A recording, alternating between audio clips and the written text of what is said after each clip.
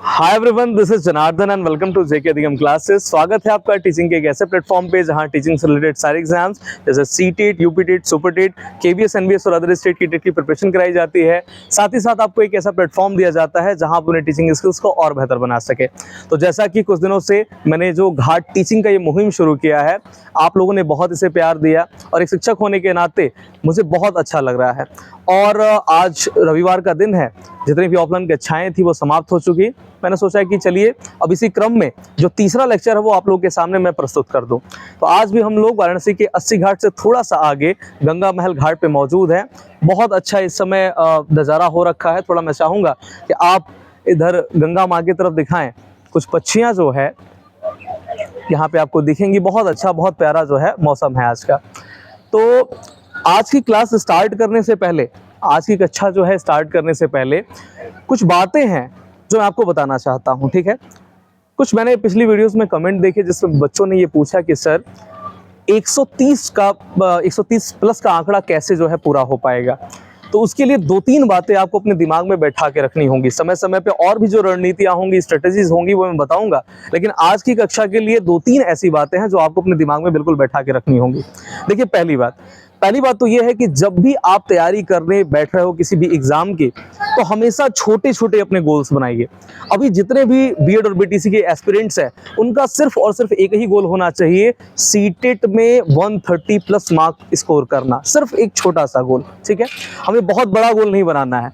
आपको आपके सामने जो है 45 दिनों बाद, 50 दिनों बाद या 2 महीने बाद जो है आपको सीटेट का एग्जाम देखने को मिलेगा।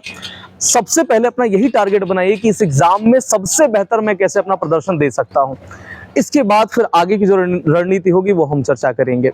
दूसरी एक सबसे महत्वपूर्ण बात, जब भी आप अपनी तैयारी को शुरू करते हैं तो अपना जो सोच है ना, उसको बिल्कुल सकारात्मक बना के रखिए। इस सकारात्मक सोच से कैसे कैसे प्रभाव पड़ते हैं, ऐसे असंभव कार्य जो शायद कभी किसी ने सोचा भी ना हो, वैसे भी कार्य जो है पूर्ण हो जाते हैं। उसी के ऊपर एक छोटा सा प्रसंग मैं आप लोगों के सामने प्रस्तुत करूंगा।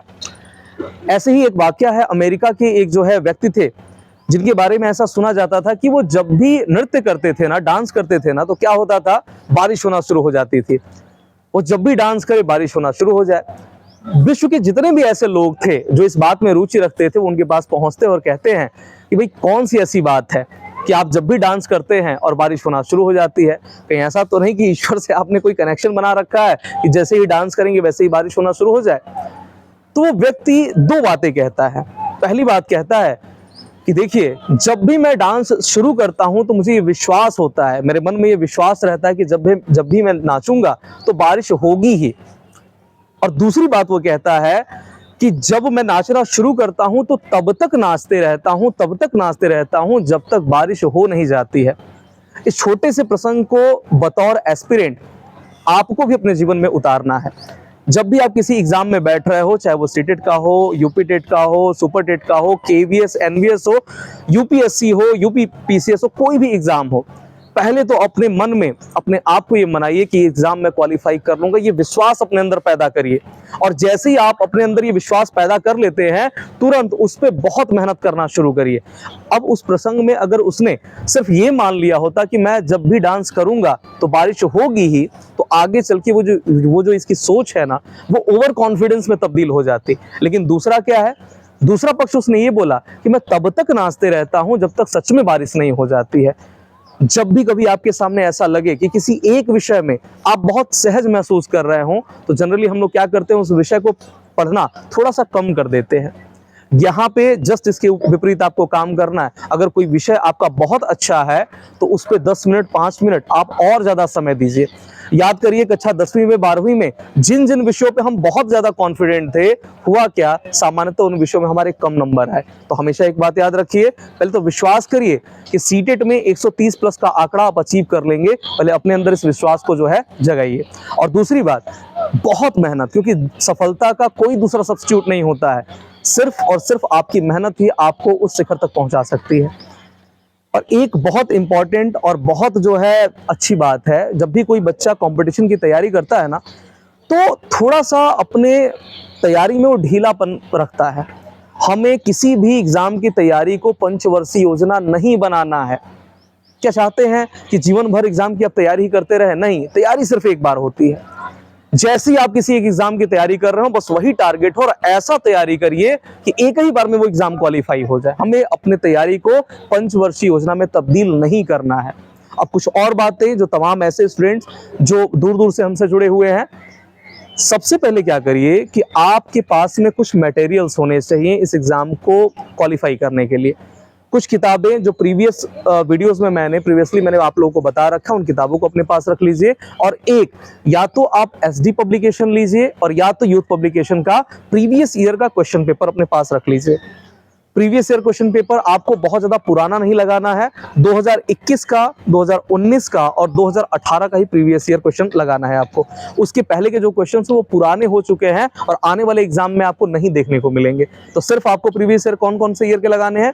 2018, 2019 और उसके बाद जो 2021 में एग्जाम हुआ था, सिर्फ उसी के प्रीवियस ईयर क्वेश्चन पेपर लगाने हैं। इसके बाद जो मैंने आपको बताया कि आप जो है कुछ ऐसी किताबें हैं जो आपकी तैयारी को और मजबूत करेंगी, उनको अपने पास ले लीजिए। और सीडीपी के लिए तो कहीं आपको कुछ देखना ही नहीं है। और ये जो मेरी लेक्चर्स और जो मेरी क्लासेस चल रही है ना, ये सिर्फ सीडीपी में ही आपको मदद नहीं करेंगी, अन्य जितने भी आपके विषय हैं उनकी जो पेडागोजी आती है वहां पर भी आप मदद करेगी। तो समय समय पे आपको इसी तरीके से मैं मोटिवेटेड करता रहूंगा। जिन बातों को मैंने अभी बताया है उसको अपने दिमाग में बिल्कुल बैठा के रख लीजिएगा, क्योंकि याद रखिए, आप जिस सोच के साथ आगे बढ़ते हैं, अगर आपके मन में सकारात्मक सोच है तो विश्वास करिए सब कुछ अच्छा होगा। और अगर आप नकारात्मक सोच से आगे बढ़ते हैं तो मामला थोड़ा गड़बड़ हो जाएगा। तो जब हमें सोचना ही है तो क्यों ना हम अच्छा सोचें। तो अपनी सोच को सकारात्मक करिए और आइए अपनी तैयारी में हम लोग आगे बढ़ते हैं। आज अपने तीसरे लेक्चर की तरफ हम बढ़ेंगे। जैसा कि पिछली क्लास में मैंने सीडीपी के वो महत्वपूर्ण टॉपिक्स जो सीटेट में बहुत ज्यादा इंपॉर्टेंस है उसके बारे में चर्चा किया था। उसमें जो पहला टॉपिक था वो था बाल विकास। सबसे पहले आइए देखते हैं, समझते हैं कि आखिर ये बाल विकास होता क्या है, कौन कौन से वो जो है मुख्य इसमें बातें हैं जो आपके एग्जाम के पॉइंट ऑफ व्यू से बहुत ज्यादा इंपॉर्टेंट है। तो देखिए, सबसे पहले जब एक पिता और एक माँ दोनों से, पिता से जो है स्पर्म या शुक्राणु का सेक्रेशन और माता से एग या अंडाणु का जब सेक्रेशन होता है और जब वो आपस में मिलते हैं तो एक प्रक्रिया वहां चलती है जिसको हम लोग कहते हैं फर्टिलाइजेशन या हिंदी में निषेचन। ठीक है ना। आप जितने भी लोग इस वीडियो को देख रहे हैं, आप चाहे तो नोट्स भी बना सकते हैं, या आपको अगर नोट्स नहीं बनाना तो आप चाहे तो इसका स्क्रीनशॉट ले लें और बार बार इस वीडियो को जो है आप रिपीट करें। तो जब पिता से स्पर्म का सेक्रेशन होता है, माँ से अंडाणु या एग का सेक्रेशन होता है और जब दोनों आपस में मिलते हैं तो एक प्रक्रिया चलती है जिसको हम लोग कहते हैं फर्टिलाइजेशन या निषेचन। इस निषेचन के बाद जो है जाइगोट का फॉर्मेशन होता है या संयुक्त कोष का फॉर्मेशन होता है। वो संयुक्त कोष जो है उसके बाद ब्लास्टोसिस्ट में कन्वर्ट हो जाता है और ब्लास्टोसिस्ट के बाद माँ के गर्भ में एक छोटा सा भ्रूण आ जाएगा, भ्रूण या एम्ब्रियो।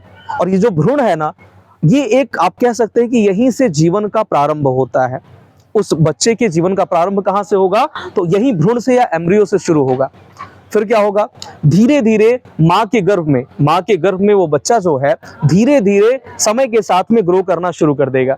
जैसा कि जितने भी आप लोग हैं, आप सभी को पता होगा कि जो माँ का गर्भ होता है ना, वो 3 तिमाहियों में बटा होता है, 3 ट्राइमेस्टर्स में बटा होता है। फर्स्ट ट्राइमेस्टर, सेकंड ट्राइमेस्टर और थर्ड ट्राइमेस्टर। और प्रत्येक ट्राइमेस्टर में बालक का जो शारीरिक और मानसिक विकास है वो उसका दर अलग अलग होता है। जैसे ही माँ के गर्भ में बच्चा एक भ्रूण के रूप में धीरे धीरे बढ़ना शुरू करेगा, वो एक झिल्ली के अंदर रहता है और उसके अंदर एक द्रव्य पाया जाता है, एक फ्लूइड पाया जाता है जिसको हम लोग एमनियोटिक फ्लूइड कहते हैं। अब बच्चा धीरे धीरे जैसे जैसे माह बढ़ते जा रहा है वैसे वैसे बच्चा भी जो है बढ़ना शुरू कर दिया।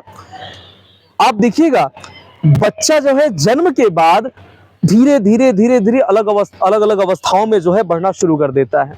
और ये प्रक्रिया कब तक चलती रहती है? तो ये कब्र तक कोई भी व्यक्ति, कोई भी इंसान अपने मरण शैया की स्थिति तक भी कुछ ना कुछ सीखते रहता है। तो आप इस बात को ऐसे समझ सकते हैं कि जो बालक का विकास है वो माँ के गर्भ से लेकर कब्र तक निरंतर चलने वाली एक सतत प्रक्रिया है। बाल विकास क्या है? माँ के गर्भ से लेकर कब्र तक चलने वाली निरंतर एक सतत प्रक्रिया है जिसमें बहुत जन्म के बाद बहुत सारी अवस्थाएं आती हैं। आप जितने भी लोग इस वीडियो को देख रहे हो, आप सभी के सभी लोग सामान्यतः किशोरावस्था तक के बच्चों के बारे में आपको पढ़ना है, क्योंकि आप किशोरावस्था तक के बच्चों के टीचर बनने वाले हैं। तो जैसे ही हम अगले वीडियो में अपने पहुंचेंगे बालक से संबंधित कुछ वो अवस्थाएं हैं जो आपके एग्जाम के पॉइंट ऑफ व्यू से बहुत ज्यादा इंपॉर्टेंट है, उनको हम लोग देखेंगे। अब जैसे ही एक बालक का जन्म हुआ, उस बालक के सर्वांगीण विकास के लिए या ओवरऑल डेवलपमेंट के लिए सामान्यतः 4 ऐसे आयाम हैं जिस पे आपको उस बच्चे का विकास सुनिश्चित करना होता है। वो 4 कौन कौन से आयाम हैं? जब भी एक बालक जन्म लेगा तो सबसे पहले हम उसके फिजिकल डेवलपमेंट या शारीरिक विकास के बारे में जो है सोचेंगे कि नहीं, बच्चे का शारीरिक विकास अच्छे से हो। सिर्फ शारीरिक विकास होने से बच्चे का ओवरऑल डेवलपमेंट नहीं होगा। बच्चे के संज्ञानात्मक विकास या कॉग्निटिव और इंटेलेक्चुअल डेवलपमेंट या बौद्धिक विकास के ऊपर भी आपको ध्यान देना होगा। इसके बाद बच्चे के इमोशनल डेवलपमेंट या संवेगात्मक विकास पे आपको ध्यान देना होगा, और उसके बाद सोशल डेवलपमेंट या सामाजिक विकास के ऊपर आपको ध्यान देना होगा।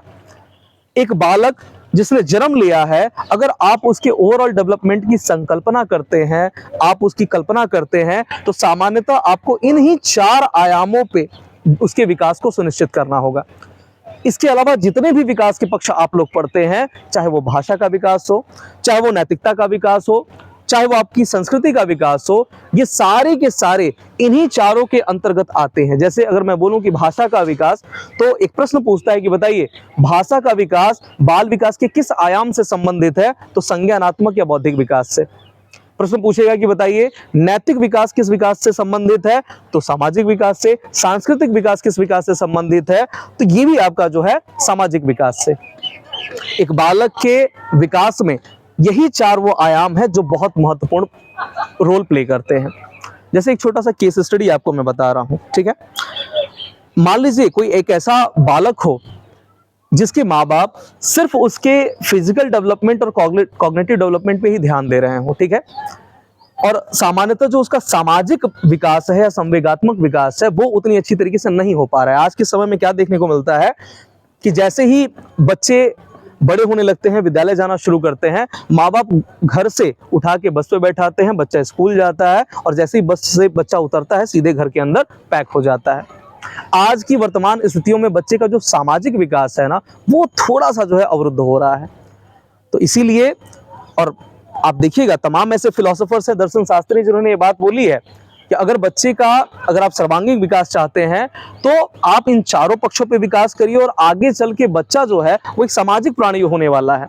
मान लीजिए कोई व्यक्ति शारीरिक रूप से बहुत अच्छा हो, संज्ञानात्मक रूप से बहुत अच्छा हो, लेकिन उसके अंदर सामाजिकता नहीं हो, वो समाज में अच्छे से समायोजित नहीं हो पा रहा हो, तो आप खुद बताइए उसका विकास जो है कैसा होगा। इन्हीं सारी बातों को देखते हुए हम बाल विकास के आयाम में इन 4 पक्षों को देखते हैं, ठीक है। तो अभी के लिए जो है सिर्फ इस वीडियो में इतना ही। नेक्स्ट वीडियो में हम इसके आगे की कहानी पढ़ेंगे, क्योंकि बोर्ड जो है वो बोर्ड पे इतनी ही बातें जो है आ पाती हैं। अगली स्लाइड में, अगली वीडियो में इसके आगे की चीजें हम देखेंगे। मिलते हैं नेक्स्ट वीडियो में। जय हिंद।